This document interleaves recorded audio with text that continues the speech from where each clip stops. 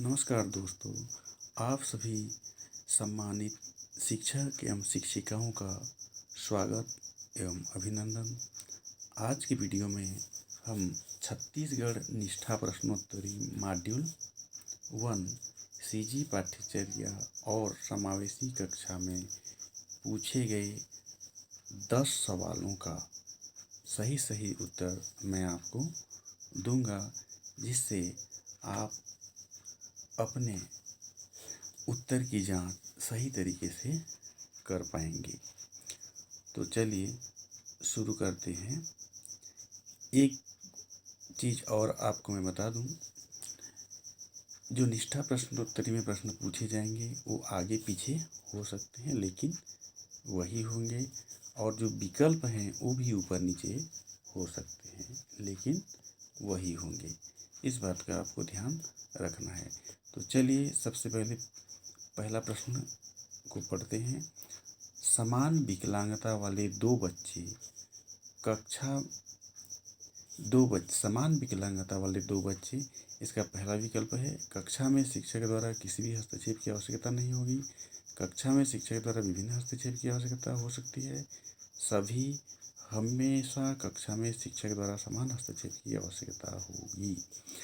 तो इसका जो सही उत्तर है वो है, कक्षा में शिक्षक द्वारा विभिन्न हस्तक्षेप की आवश्यकता हो सकती है। ये इसका सही उत्तर है। अगले प्रश्न की ओर आगे बढ़ते हैं। बच्चों को निःशुल्क और अनिवार्य शिक्षा का अधिकार आरटीई अधिनियम कब अधिनियमित किया गया और किस वर्ष में लागू किया गया? इसके विकल्प हैं, वर्ष 2009 में अधिनियमित किया गया और अप्रैल 2010 में लागू हुआ। वर्ष 2008 में अधिनियमित और अप्रैल 2009 में लागू हुआ। वर्ष 2008 में अधिनियमित और अप्रैल 2009 में लागू हुआ। वर्ष 2009 में अधिनियमित और अप्रैल 2009 में लागू हुआ।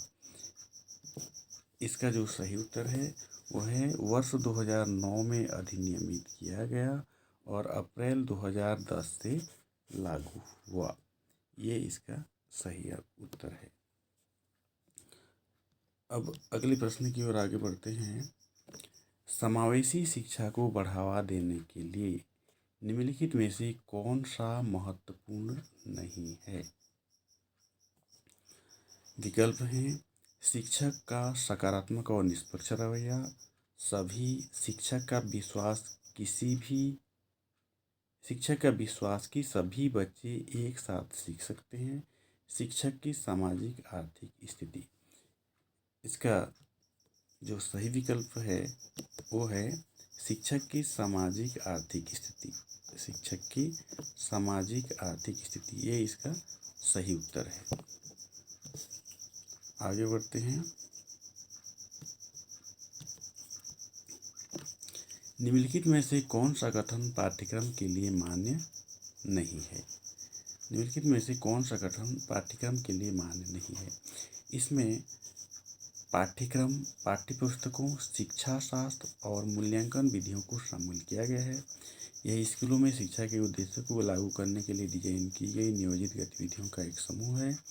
यह राष्ट्रीय पाठ्यचर्या की रूपरेखा से विकसित होता है। यह भारत में विभिन्न स्तरों पर शिक्षा के लिए दृष्टि प्रदान करता है। तो इसका जो सही विकल्प होगा वो है, यह भारत में विभिन्न स्तरों पर शिक्षा के लिए दृष्टि प्रदान करता है। ये इसका सही उत्तर है। आगे बढ़ते हैं। इन सभी को छोड़कर यूडीएल सिद्धांत है। काम करने के कई साधन, अभिव्यक्ति के कई साधन, व्यवहार प्रबंधन के कई साधन, प्रस्तुति के कई साधन। इसका जो सही विकल्प है वो है, व्यवहार प्रबंधन के कई साधन। आगे बढ़ते हैं। विकलांग व्यक्ति अधिनियम 2016 RPWD अधिनियम 2016 समावेशी शिक्षा को शिक्षा की एक, इसके विकल्प हैं, एक साथ सीखें और शिक्षण और सीखने की प्रणाली समान बनी हुई है। एक साथ सीखें और शिक्षण और सीखने की प्रणाली समान बनी हुई है। एक साथ सीखें और शिक्षण और सीखने की प्रणाली उपयुक्त रूप से अनुकूलित है।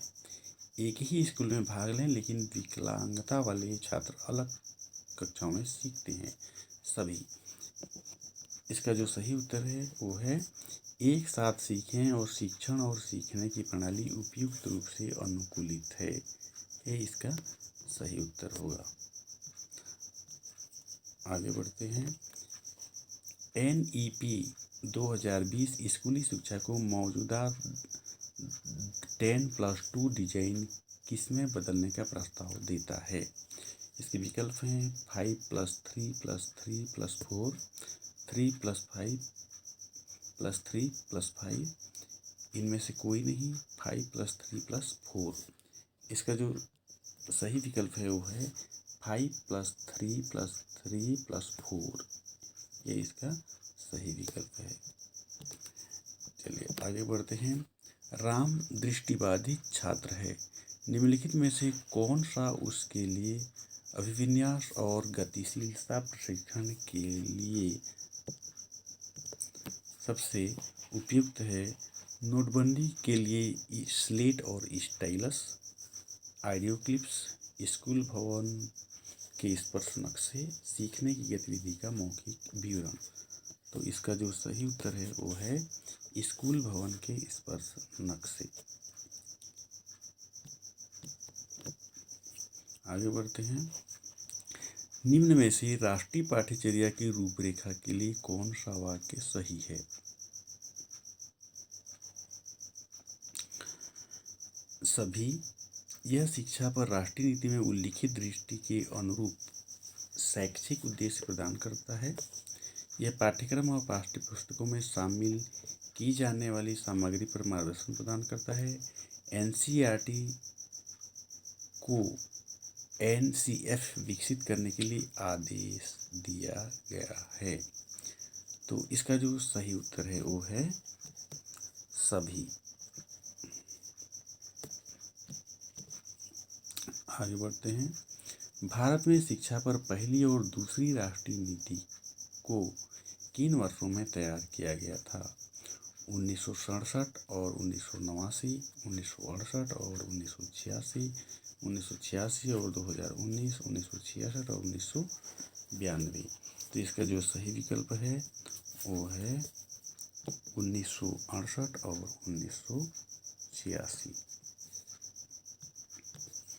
आगे बढ़ते हैं। तो ये 10वां प्रश्न था। इस प्रकार से आशा है कि आप सभी को मॉड्यूल 1 का सही आंसर 10 प्रश्नों का मिल गया होगा। अगले मॉड्यूल के